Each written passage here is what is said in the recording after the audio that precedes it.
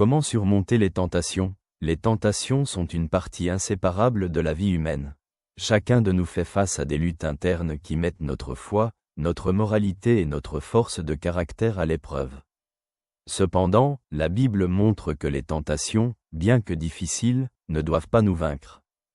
Grâce à la foi, à la prière et à la conscience de la présence de Dieu, nous pouvons y résister efficacement. Dans la première épître aux Corinthiens, Paul écrit « Aucune tentation ne s'est emparée de vous qui n'était humaine. Et Dieu, qui est fidèle, ne permettra pas que vous soyez tentés au-delà de vos forces, mais avec la tentation, il préparera aussi le moyen d'en sortir, afin que vous puissiez la supporter. » Première épître aux Corinthiens, chapitre 10, verset 13. Ces mots rappellent que Dieu est avec nous dans chaque combat contre les tentations et nous donne toujours la force de les surmonter. Jésus lui-même a été tenté dans le désert. Dans l'Évangile selon Matthieu, nous lisons « Alors l'Esprit conduisit Jésus dans le désert, pour être tenté par le diable. » Évangile selon Matthieu, chapitre 4, verset 1er. Sa réaction face aux tentations, en se référant aux Écritures et en restant fidèle à la volonté de Dieu, nous sert de modèle pour faire face à des situations similaires.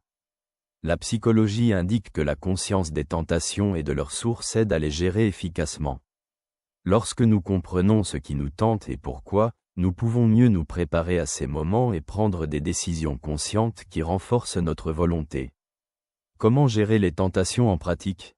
Premièrement, réfère-toi à la parole de Dieu. Jésus, en répondant aux tentations du diable, citait l'Écriture. L'homme ne vivra pas de pain seulement, mais de toute parole qui sort de la bouche de Dieu. Évangile selon Matthieu, chapitre 4, verset 4. Les Saintes Écritures sont une source de sagesse et de force qui nous aide à résister aux tentations. Deuxièmement, prie pour obtenir la force et la guidance. Jésus enseignait à ses disciples, « Veillez et priez, afin que vous ne tombiez pas dans la tentation.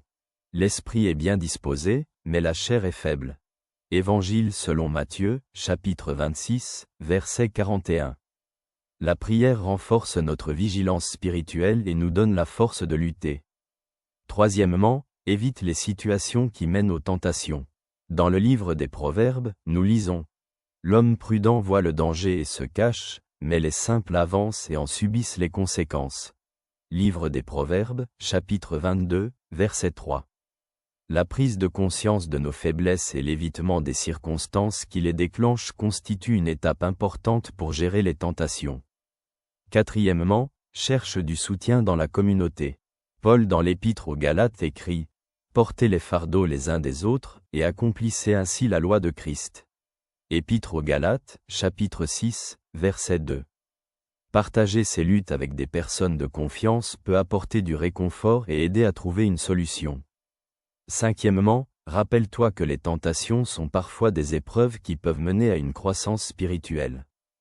Comme Jacques l'écrit, « Heureux l'homme qui endure la tentation, car, après avoir été éprouvé, il recevra la couronne de vie que le Seigneur a promise à ceux qui l'aiment. » Épître de Jacques, chapitre 1, verset 12.